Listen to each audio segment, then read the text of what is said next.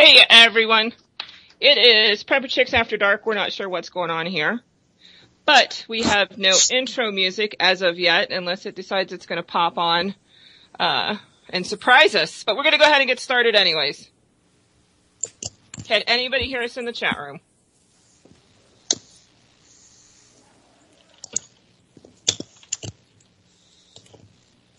Let's see.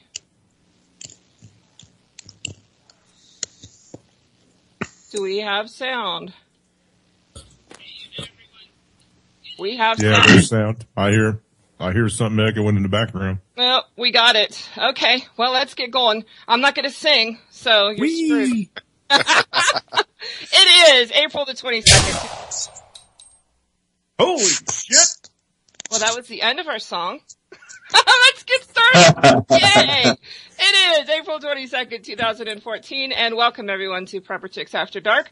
We are here to play a few rounds of Conflicted, the survival card game. So what is that? It's a deck of 52 cards, and on each card is a survival situation. You can use this in your prepping group, your survival group, or your homesteader group. Take your pick, whatever you want to call yourself. And open up your minds to different scenarios and how you would react. So, tonight joining us is the creator, the one, the only, JD. How are you tonight? Doing great, Larry. Thanks for having me back. It's great to be here. Awesome. We greatly appreciate you creating this game, and you've got some great stuff coming up in the future. You guys out there pay attention. He's making decks for books that are coming out in the very near future, which is all. Oh, yeah. Very excited about that. We got a couple people back, who we always have a lot of fun with, or who stalk us in the chat room. So back for a second round, because he had so much fun, is John, the Geek Prepper. How are you tonight, John? I am awesome. Thanks for having me back. I'm a little surprised you asked. You're surprised I asked you back? Yeah, it was so foul last time. I was just all over the place. Oh, that's okay. We like multitasking and all that. Excellent. No, you actually did a great job. We'd love to have you back anytime. We just might make you a regular here. You Fantastic. gotta watch what you asked for. I'm loving it. That's a threat. One of my favorite females in the whole entire world. And she's been on our morning show. And a few times on our night show. Sharon, the Trailer Park Homesteader, welcome back. Thank you very much. I'm glad to be here. It's going to be exciting. It's nice to have a female on the show for a change. Oh. We haven't had one for a while, so you got to represent us proud.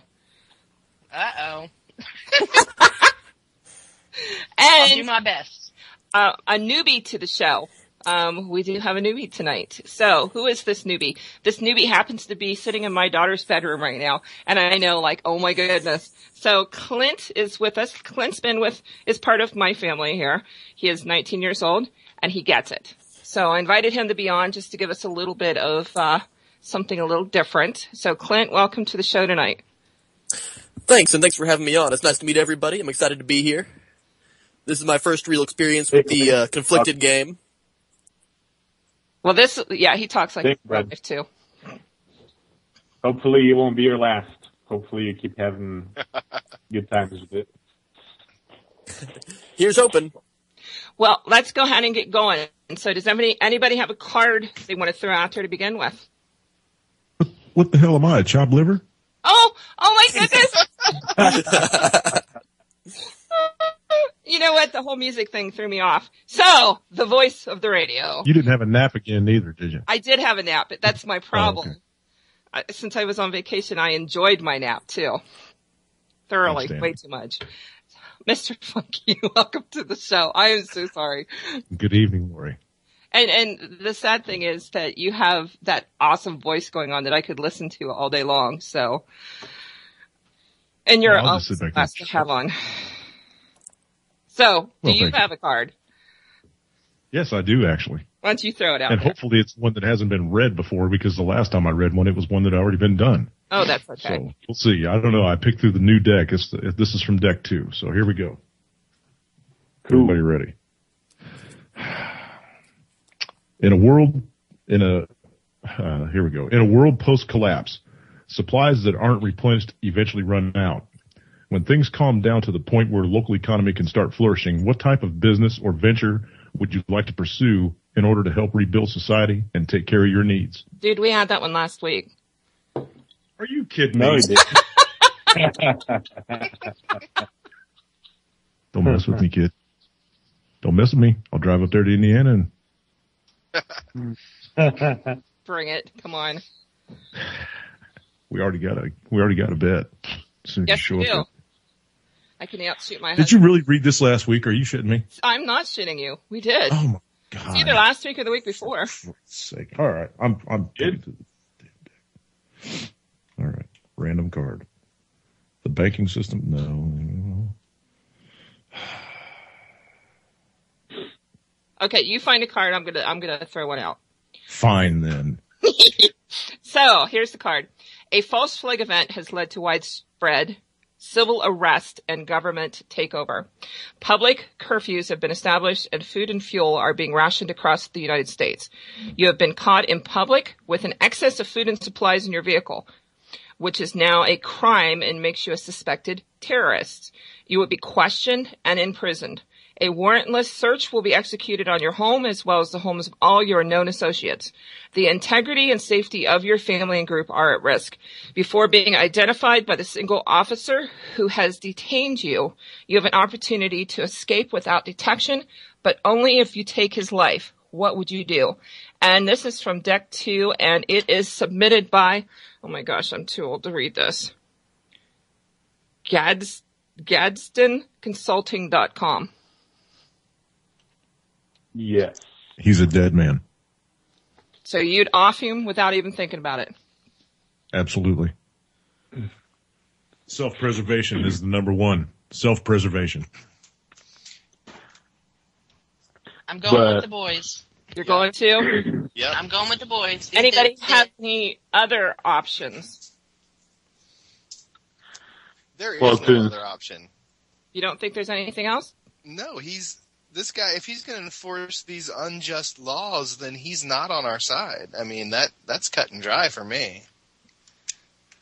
What do you think you would stand a chance of maybe kidnapping him and talking to him? Maybe he's just scared and doing his job and, would welcome the fact that you would take him into your group and let him escape what he's being in. Do you think Then he'd let you go, right? Well, maybe not necessarily. Maybe he doesn't see another way out until he meets you. Well, I'm offering him the ultimate way out. Yep. That's too much risk. You got to just get it and go. Everybody else is in danger.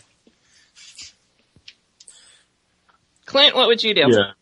Well, if it's possible to come up behind him and kill him, it would also be possible to come up behind him and knock him out. Put him in a chokehold, cut off his air. When he's knocked out, you then have a chance to get out without actually killing him.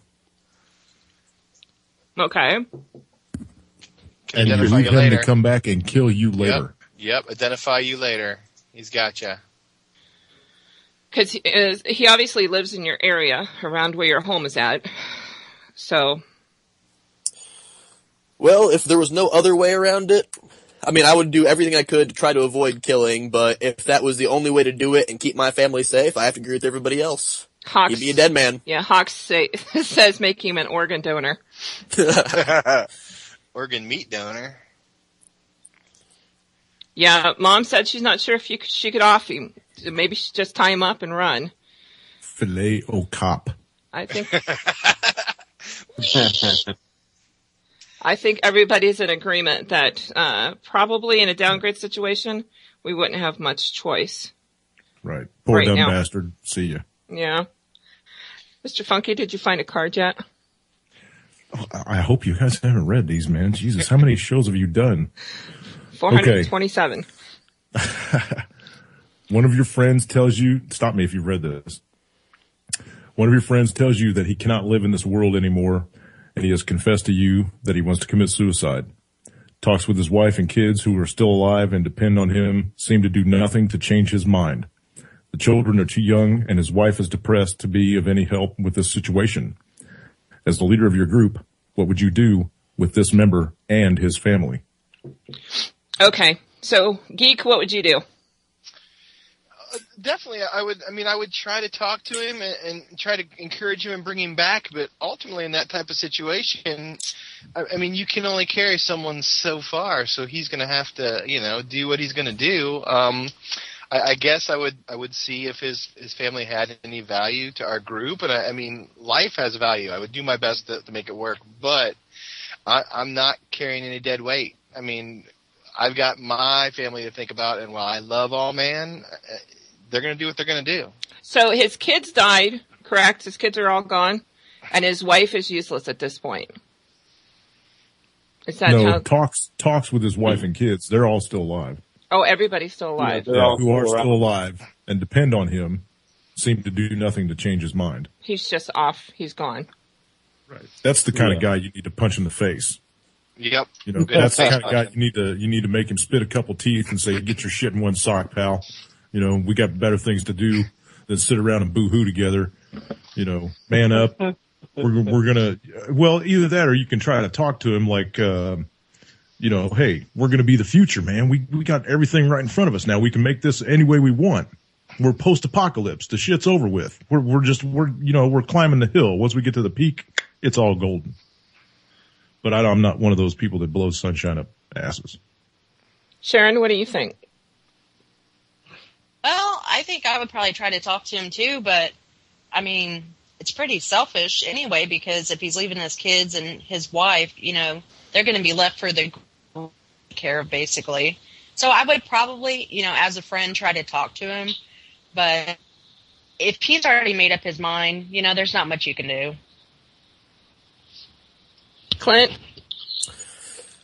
Well, I would probably do what they do in the military, suicide watch, about a week long, but when it really comes down to it, if he wants to off himself, he's going to find a way to do it. Don't give him access to any firearms, make him dive off a building or something stupid. Don't waste the ammo? Well, I just wouldn't give him access to any kind of firearms or a rope or nothing, you know what I mean? If you're gonna commit suicide, Jack, you're not gonna run in front of a train because there ain't no more trains coming down the track. You're not gonna step out on the highway in front of a car because there's no more traffic. So either go up there and dive off the building or shut up. JD, what do you think? Well, if the guy doesn't want to be around anymore, he can go. My main worry is going to be his family, Are you willing to my dad in the room? Oh, I'm sorry. Are you going to be willing to take on his family as part of your group without him there? Yeah. And I couldn't, if they're part of my group, they're close to me.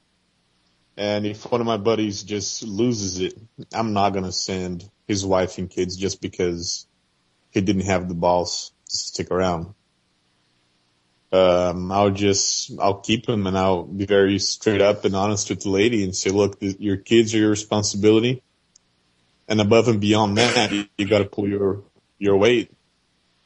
And life is going to suck for you for a while, but everybody has to move forward together. How many people do you think are going to be like that after a downgrade situation? I think thousands, a lot more than thousands. Yeah, I think enough in numbers that we are all going to experience it with somebody.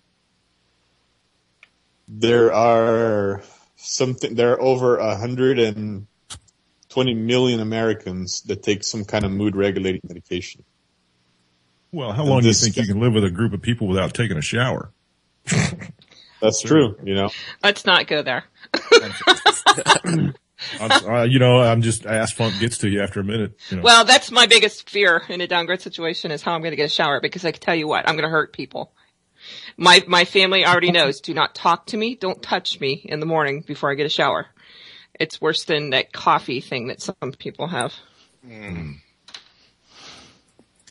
Yeah, so I would keep the family for sure. How about you, Larry? What would you do? I don't know. Hunt brings up a good point in the chat room that if this person is talking about doing this, they're probably wanting someone to talk him out of it. Is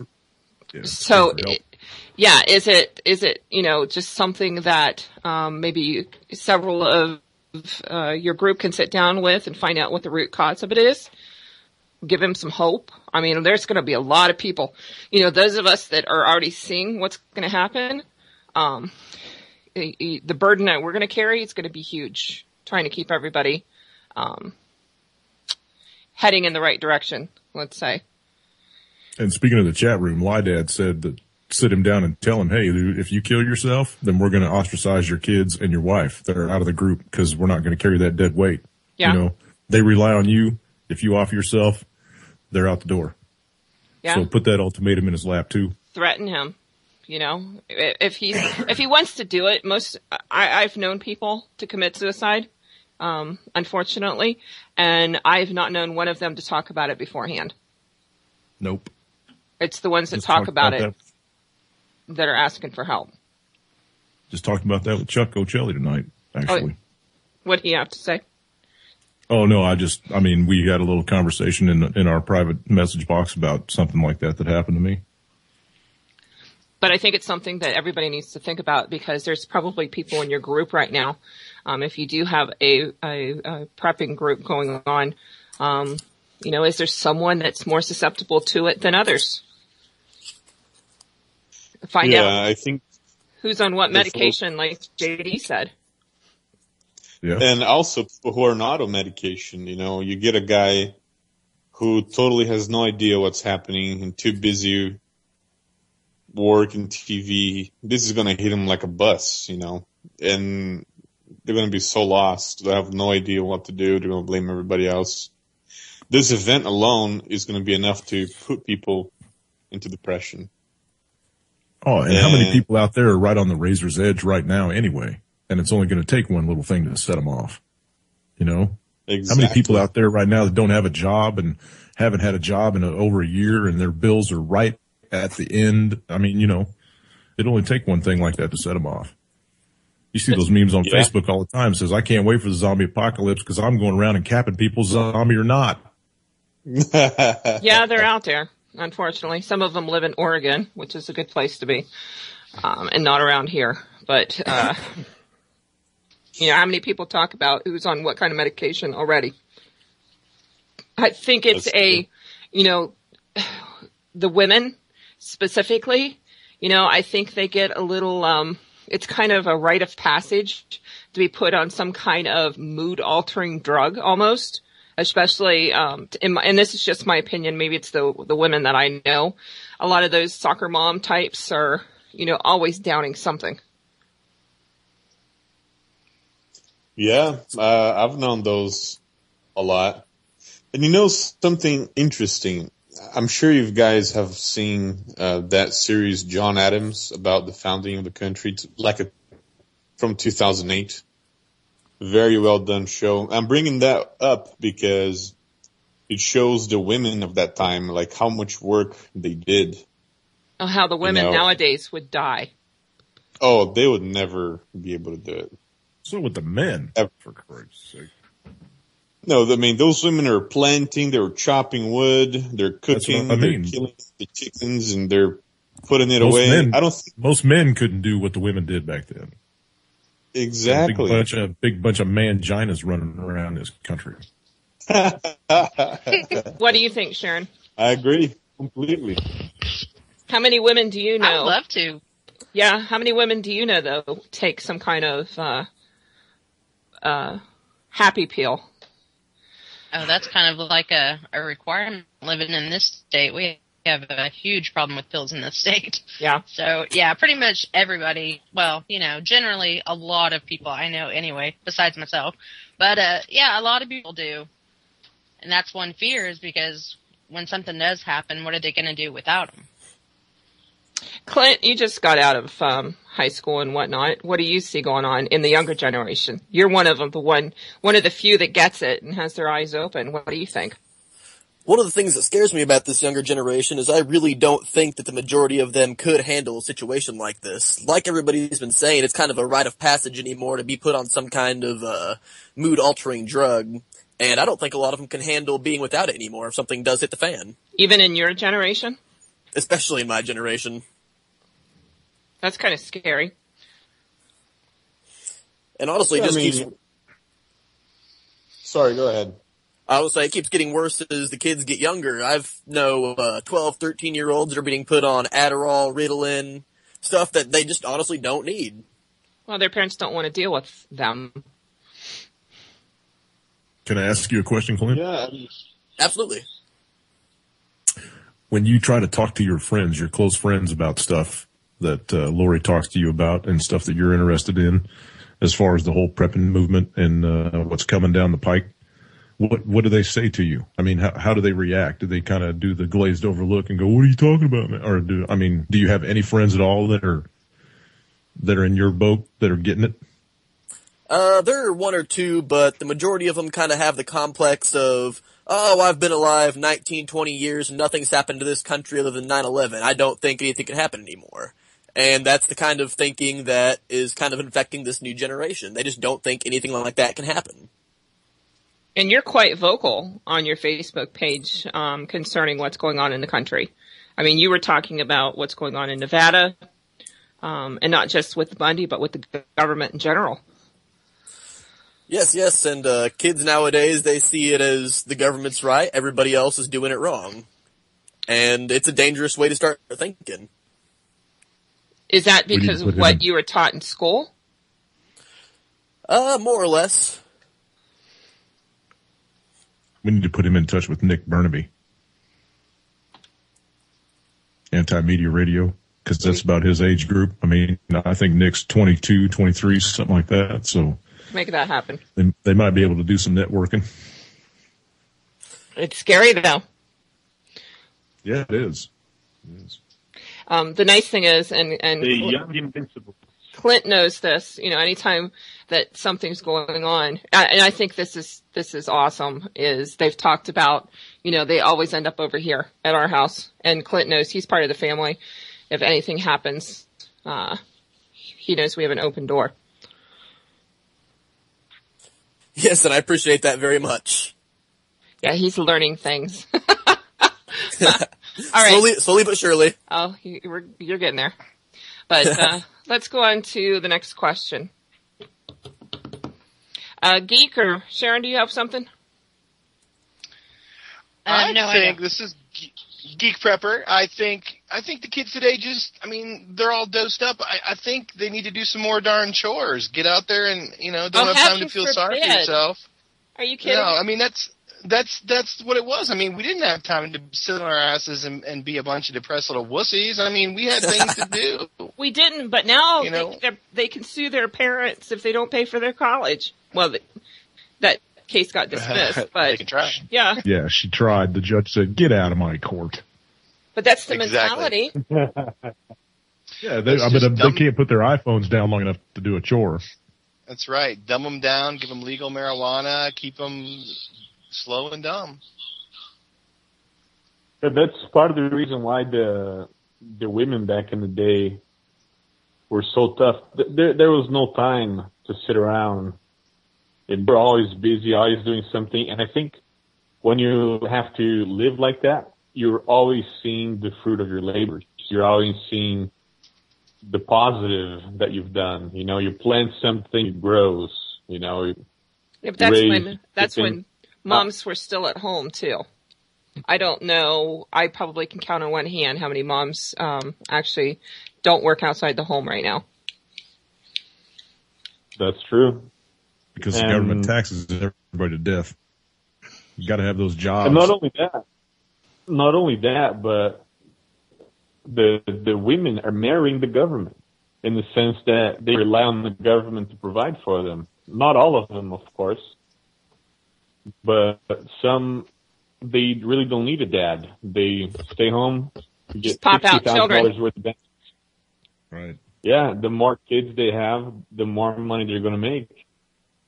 And it's just a very twisted way of living. Like if you look back in history and us now, we are probably the only people who get to do absolutely nothing for a living and still exist in comfort.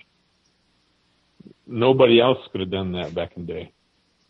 We are the only ones that have these type of people in our society that do absolutely nothing. And I'm not talking about people who ride on benefits all day long. I'm talking about them and also our politicians. A lot of them, they do nothing but get in our way. They produce nothing for anybody, and yet they're living super comfortable. They're living comfortably and like kings, but yet they do nothing to improve anybody's well-being. So before, if you wanted to have something, you had to work for it. You had to raise your cattle, trade, provide somebody else with some people so that they could give you something that you don't have, that you consider valuable. Now, it's all crazy and twisted. I think that's a lot of people are waiting for some kind of downgrade situation in order to weed that out. Because it's like the layers of an onion, After something happens, it's just, we wait. The longer you can survive, the better off you're going to be. Okay. Next question. We are the future. Clint is the future. Okay. So, anybody have a question? Because I have one that's pertinent to today. Do it. I have one. Go ahead. Your last loved one in the world has contracted a deadly disease that can spread to you. To take care of her before she passes would certainly mean your death, but if you don't, no one else will. What would you do in a situation if this happened to you? Well, JD, what would you do? If it's my last loved one in the world, I would take care of her until she passed, and then I'll be on my way. I mean, after all your loved ones are gone.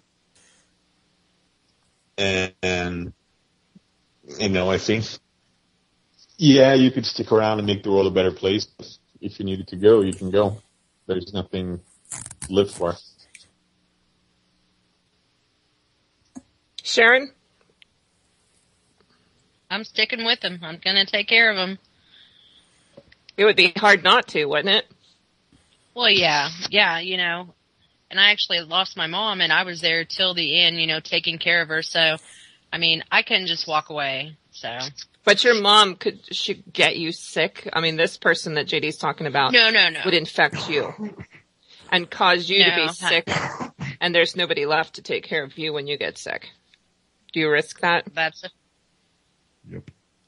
Yeah, I would. If it was me in that situation, I would just have my husband take care of the kids, if it wasn't one of them, and I would just go be with that person and take care of them. Clint, what do you think? This is really a difficult question to answer. I think it kind of comes back to what you prep. Out there they have CBRN equipment, which is, for people who don't know what that is, it's the, full body suits, gas masks, things that can keep out radiation or chemicals or any type of bacteria. Personally, I like the idea of being CBRN prepared, so I would put on my CBRN outfit and I would be there with a loved one, hopefully kind of cutting back the risk of getting infected. Yeah, but that all sounds great. But what if you didn't have access to your suit? If I didn't have access to my suit... I'm sorry, go on.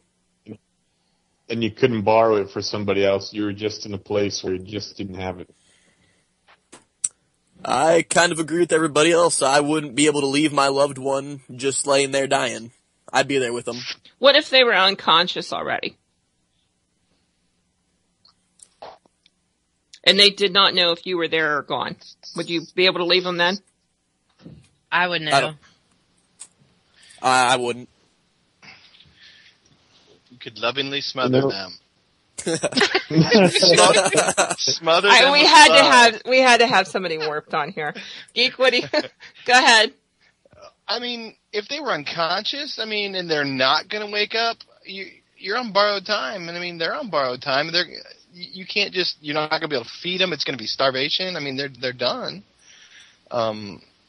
Now, if I caught what they had, if that was my last loved one, I'm not that thrilled to really be hanging around if I'm the last person that I really know and love. I mean, sure, I'd like to, procreate and fix the world, but, I'm only doing this because my family, my children, my wife.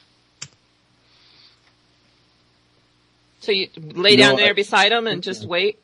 Well, no, I wouldn't just wait. I mean, if I would take care of them until they were gone, or if they weren't waking up, then I guess I'd make the decision on whether or not I would euthanize them. Kind of a sick thought. No. But I would take care of them, and if I develop symptoms, I mean, I would make sure that, I got what she's got. There's no one left to take care of me.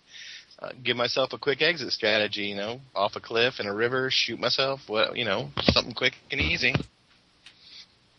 I'm going to change this question to be one of your loved ones and not your last one. Because that would be hard.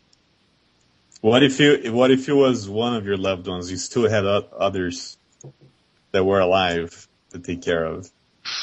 Mr. Funky, what do you think? Well, I'd like to chime in really quick on the whole suicide fratricide thing.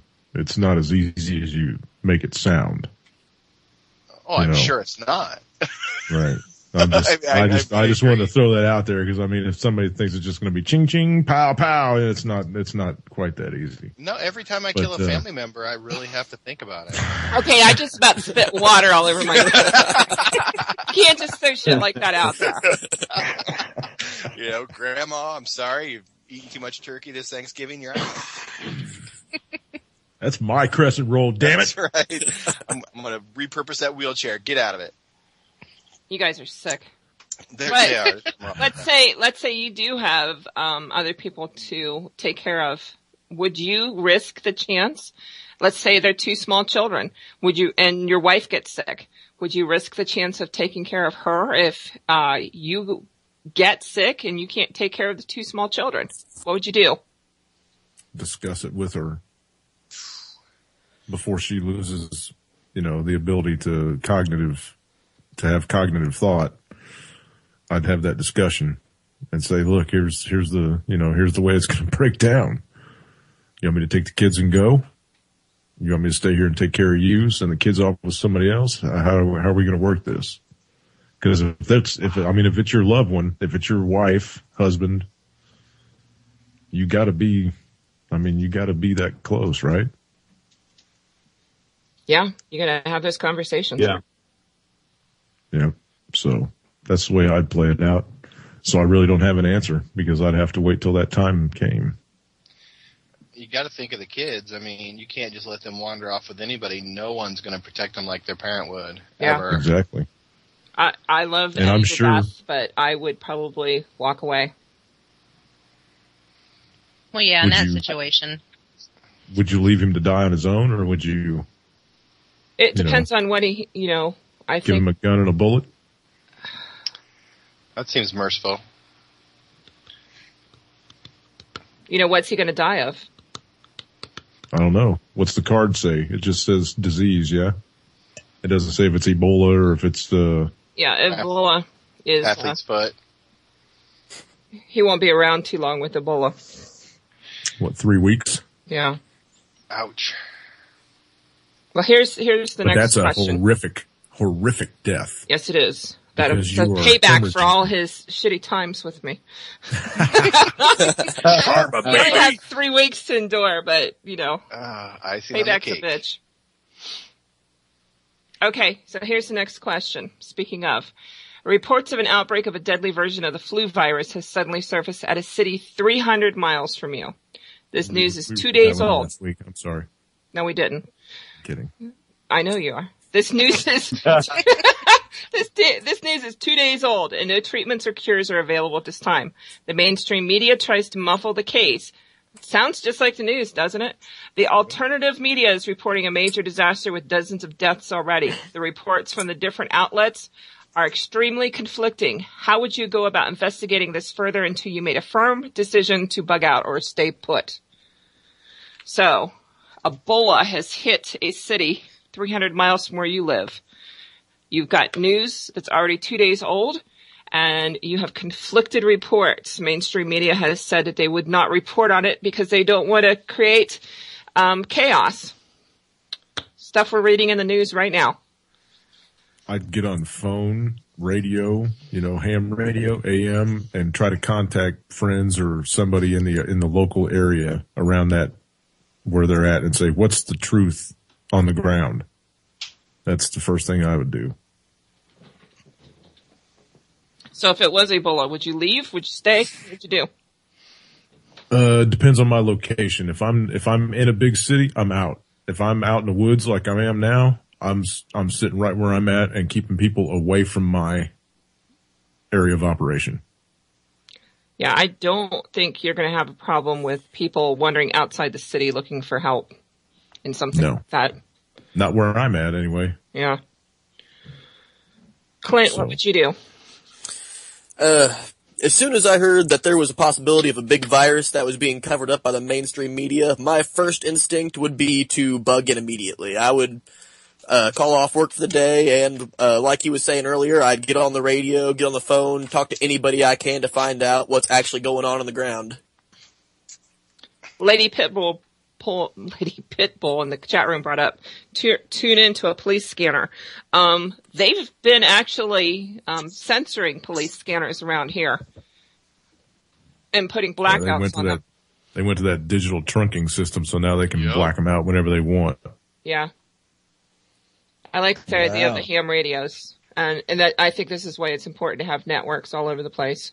And what are you going to do when you listen to the police scanner? You're going to listen to a bunch of cops going, "Ew, get him away from me, ew!" I'd watch Twitter feeds for that region, because you can drill down by geography if you know how to do it and see what's going on in the area. Good. Have they censored Twitter, to your knowledge, Geek? They could. I don't think they have yet. Yeah, I mean, they did in Egypt. They shut it off. The NSA or whoever does that jazz would block us out. We don't have control of the internet anymore, remember? Bronco signed it over to the UN. Love. So right now, really the only off-grid communication we have would be ham radio. Ham radio. But then again, right now. Clint. As soon as you start seeing that they're censoring stuff like that, that's when you really know that there is something bad going on. So that would be answer enough in and of itself. Yeah. True. That's true. No, as soon as no Bill O'Reilly hashtags. says 12 people in Jersey have the sniffles. Brian Williams. Sharon, what do you think? You're pretty close to a major metro area. I would probably go ahead and just leave. We would probably just bug out, and then, if we did find out later that it was false, perhaps we could always come back. But yeah, I'm not taking chances. I would be out. And you have some place that you can go to? Oh yeah. Back in the woods. Good. I think we all need multiple places to go to just in case. Yep, and the ability to get there. Yeah. And different routes. JD, what do you think?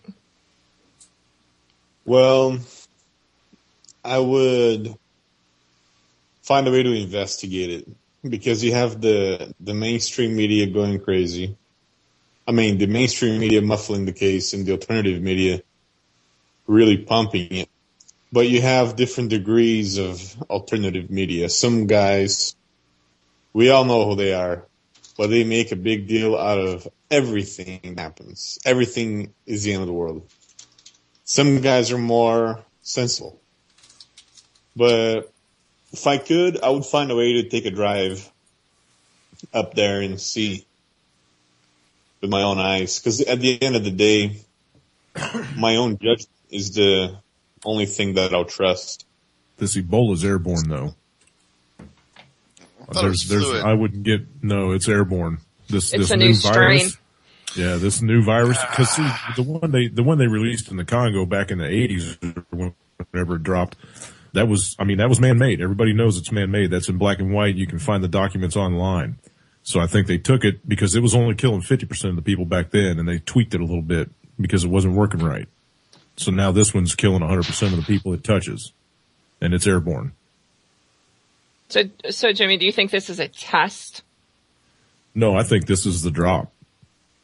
I think this is the shoe that we've been waiting for dropped.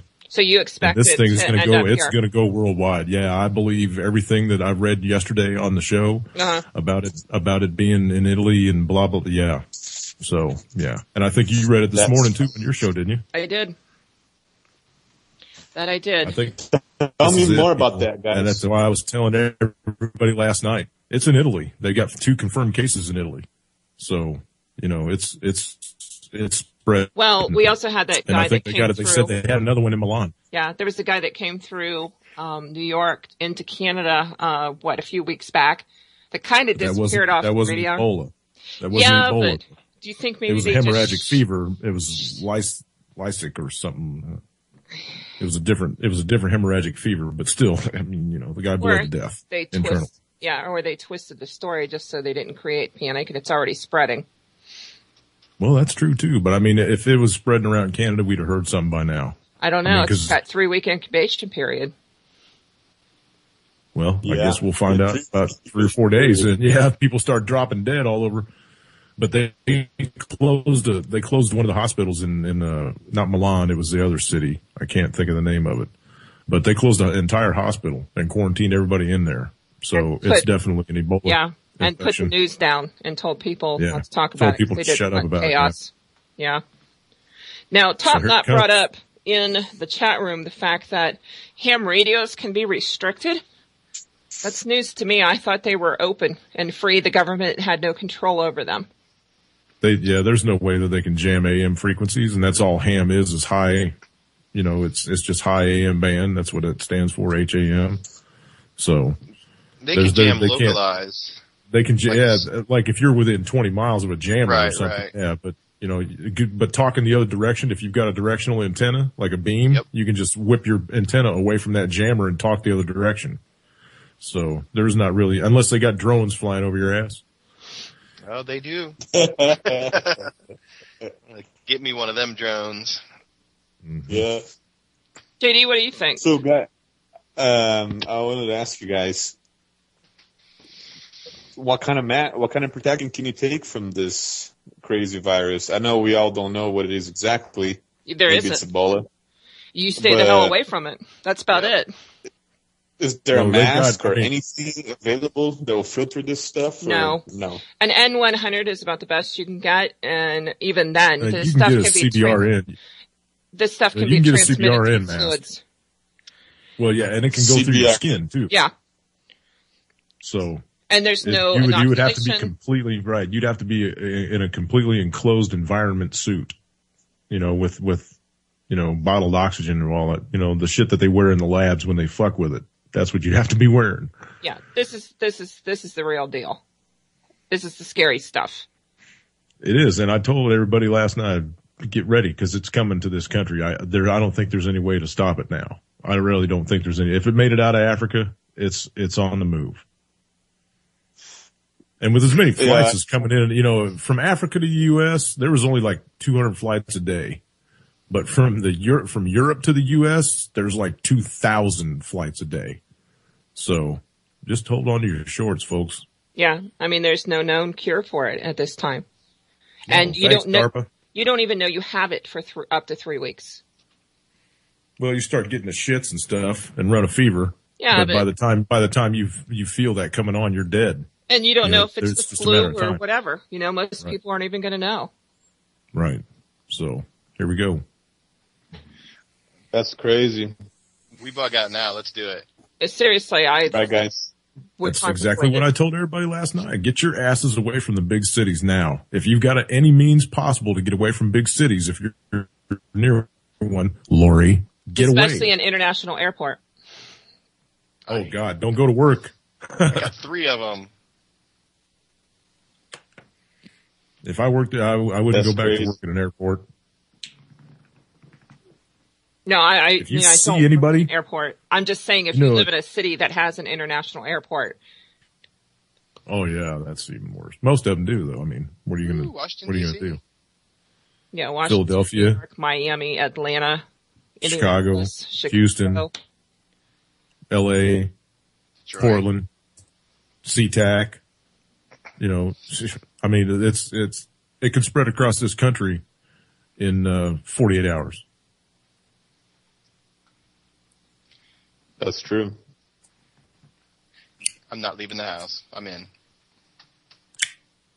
Well, that's pretty much what you have to do, quite honestly. And we talked about that this morning. You treat it like a nuclear event. Plastic over your windows. The only way they'd be able to save this country right now would be to stop all the air traffic right now. That's the only way. That's the only way I see it anyway. Why? Come over the borders. Well, it could creep up from Mexico, but is it in South America yet? No, it's in South Africa, or it's in Africa. Well, now it's in Italy. They're just going to fly into Mexico and then drive up here. Well, yeah, but it'd slow it down. You know what I'm saying? Well, the chances are if there's probably enough people already here that already have it. Do you know what conjunctivitis looks like? Do you know the fleshy eye look, the bloody eye look? I mean, it looks like they're stoned, but way, way, way baked. You know what I mean? It's like the majority of the whites of their eyes are blood red. That's what conjunctivitis looks like. If you see anybody with that, run the other way. Holy shiz. It's like pink eye in both eyes, right? Yeah. So if you see anybody with that, get the fuck away from them, because that is one of the first symptoms that you'll see. That and vomiting and upset stomach and diarrhea. Once their eyes start bleeding, that's when you know they've got Ebola and they're done. But get your supplies now. Don't wait till it starts breaking in the news, because you won't be able to touch anything. It should probably already be breaking in the news. There is Kat who runs their herbal prepper, and I've been talking about, some herbal remedies that can alleviate some of this. Just get your immune system as strong as you can. Your body has the huge ability to heal itself and fight off infections. The healthier it is, the better off you're going to be. Two things though, and then I'm going to shut up because I'm talking a whole lot over your show. One, this is a man-made virus, and I don't think there's anything that's going to be able to stop it. Number two, I think a couple of weeks ago, the CDC said that they have a vaccine for Ebola. Don't believe it and do not take it. Yeah. There is a known cure for it, though, in Africa. It's a plant down there, a tree. So, and I don't remember what the name of it is offhand, but you know how that is with the government. They're not going to release that information to the public. They have all their supplies. It's probably in the hemp family. Probably.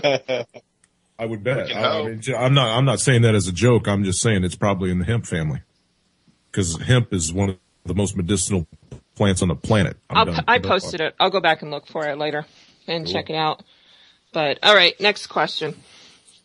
Sharon or Geek, you guys have a question? Oh, I don't. I'm like planning my bug out from Ebola now. I know, right? Hey guys, pay attention. Pay attention. We only have 10 more minutes to go here. Lighten up the internet. Yeah, he's on Amazon buying some stuff right now. That's right. Prime overnight. I got one. Go ahead. I picked another one. I hope you guys haven't read this one either. Is ambushing an equal force fighting against you an intelligent move, or does that make you a less than honorable adversary? Why would you want to, though? Are you asking for trouble? If they're fighting against you, I mean, it says they're fighting against you already. So, I mean, you know, if it's a little tit for tat, would setting up an ambush be unhonorable? I think if you're already fighting, you gotta, be in it to win it. Yep, that's right. Win by attrition. Love and war. Clint, what do you think? I think if you're already fighting them, obviously something's already happened between the groups. In war, there is no such thing as honor. You want to minimize your casualties and make them surrender. You do not want them coming back to you. You have trained him well. Stick by Larry, man. You'll be fine. Well, I think that's one of the points in the movie that we had the producers on last week, Goodbye World, is one of them got out and went to a neighboring group and brought them all back. A warring faction? Yeah, they came after all of their food and everything. What a dumb ace. Well, these were, let's just say they were not... they were liberals. Right. Wine drinking, pot smoking. Mom in the chat room's going to agree with me. All they did was smoke pot and drink wine. Yep. So, Sharon, did you see the movie? Yes, I did. I watched it that night it came out. I got it on demand. What'd you think? And it was so not what I thought. Just like you had mentioned before, if you're into preparedness, it's really not the movie for you. Oh no, But just it's a scream good- the whole way through. Because you'll pick it apart. Yeah, you do. Yeah, I was pissed because I was like, it's a grid down scenario. You only hear of it maybe a couple of times. They don't show you anything to do with that. And then you have all these people having like relationship problems. I was like, seriously? I did like the part where the two, I don't know if they weren't full-fledged army or anything like that. They might have been just, some kind of, I don't know, but they came and something like that. Of course, paint the militia bad. But they came and, I don't know. They, ended up almost, raping one of the girls and I would not have let him walk away. And they did. They just backed up and let him walk away. I would have taken him out right there. Rookie move. Yep. And they came back. Wow. Pew, pew, pew, pew. You ain't coming back. And then if That's Chris right. was here, we would barbecue them and have them for dinner. Yep, superior firepower. The only thing I kept thinking through that movie is that one chick when I didn't realize militia. Now that you're saying that, I thought they were like military. The two guys that came up, and then the girl stopped and like was quoting, the Constitution to them. Like the whole time, I'm thinking, man, she reminds me of the Patriot Nurse so much. Yeah, I could see that. Like, yeah, like just up in their face, telling them what's what, as far as that. Yeah, I could definitely see that. But yeah, it's not a movie for a prepper. It's for you to utilize as a tool to get other people talking. Definitely. We are down to, Jimmy, how much time do we have? I have 7 minutes. What do you think? Yeah. 7 straight up 7. Okay. So about 6 minutes and 30 seconds. Yeah, you need I'll still screw it start up. saying about it. Okay. I'll help out. I'll try to. All right, next question. Let's throw this out here. Let's see here. Let's do... I don't like that one either. Well, I do like it, but I think it's the same. How would you deal with betrayal in a world post-collapse? There are no laws, but the ones you and your group choose to observe. Where do you draw the line between forgiving someone and seeking justice? And give examples. Geek? Eye for an eye. I mean, it depends on the betrayal. I mean, if they're stealing for themselves, I mean, maybe you cast them out. If they're doing worse, I mean, maybe you take care of that problem and nip it in the bud as an example to others. I mean, I don't want to be that guy, but there is no law. Would you have a hard time not being a leader in your group, though? I think I would be a leader. It's just the way it works out. In everything I do, I always end up in charge, and I hate it. But yeah, I mean, you just gotta pinch it and stop the bleeding. Punishment for the crime. So if somebody stole something from the group, what would be their punishment? Would you cut their hand off? First offense would be, I guess, loss of rations. Second offense, cut the hand off. Yeah. That's a good one. That's historical. That's how they did it. Yeah. Maybe a little bit of the finger, then the hand. Yeah, I think they started with a finger. I don't think they took the whole hand right off the bat. Yeah, do the Yakuza, man, cut off a finger for, betrayal or, just failing. Hey, I'm going to take your finger. So the degree that you're in trouble is how many fingers you have left? That's right. Give me that pinky. I'm taking it. Sharon, what do you think? I don't know. I mean, does it matter the reason they were stealing? Was it to feed their, was it to feed their kids or what was the situation? But if they're in your group, should not have they approached the leaders in the group and said, hey, I'm having problems here. I'm out of food. Wouldn't that be a conversation before they took the extreme of stealing from the group? Well, you would think that it would be, but, who knows how they're really going to act react and respond. But, I mean, ideally, yes. But for whatever reason, if they didn't feel like they could come to someone and they got caught, you know, I don't know. It kind of depends on the reason, but I see where you're coming from, too. You know, I mean, there has to be a consequence. They used to hang horse thieves. Yeah. In your group, would you know what everybody's preps? Let's say we have a collapse and you have your group comes together. Would everybody's preps be out in the open for everybody to see what everybody has, or would you still allow them to keep quiet what they have? No, if you're in a group, I think it's a group. So you throw out all your preps. Yeah, everybody gets an equal ration, yeah. Depending on how many kids. I mean, like if you got 4 people, then you get 4 rations. If you got 2 people, you get 2 rations. If you got 1 person, you get 1 ration. That's the way that needs to go in a group.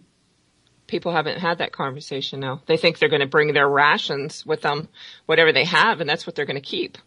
For those of us that prep more than what we have for our family, how pissed off are we going to be when we have to support everyone else? That's why you decide how many you want in your group, right? Yep. I don't have any in my group. I'm flying solo. Well, me and Mama. Yeah, don't forget your mom. You're going to go visit the rest of us to make sure we're in line. That's right. Yeah. Bring your mom. Set us straight. We're going to vacation. Clint, what do you think? You better bring a zeroed-in rifle when you come. This is really a tough question to answer.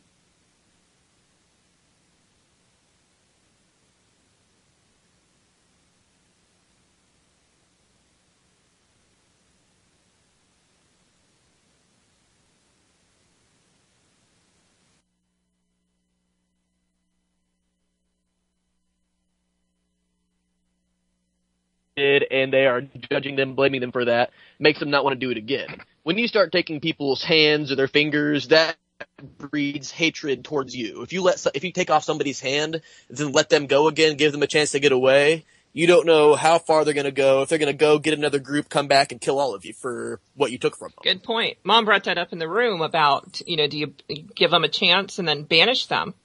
But you bring up a good point. You've already pissed them off. You let them go. They could bring multiple people back. If somebody does something bad enough that you want to take their hand or their finger, then it's bad enough to just kill them and get it over with. Because they're going to come back and get you if you start taking body parts. I think we're gone. I think we lost the chat room. No. Yeah, we got 1 minute left. And we're back. I don't know. Sweet. All right. So, we'll see if we have closing music tonight. JD, what do you think? 30 seconds. Did we lose out there? Well, I guess they're hearing us. I think whenever somebody does something that involves my liberties, it's an eye for an eye. You know, the guy fell asleep in the guard duty or something. I don't know if I'll be as harsh as if they stole food from me. But at the end of the day, I just want to be free and be left alone. You know, anybody who tries to force me to do anything is going to pay. So, betrayal, if you got in the way of that,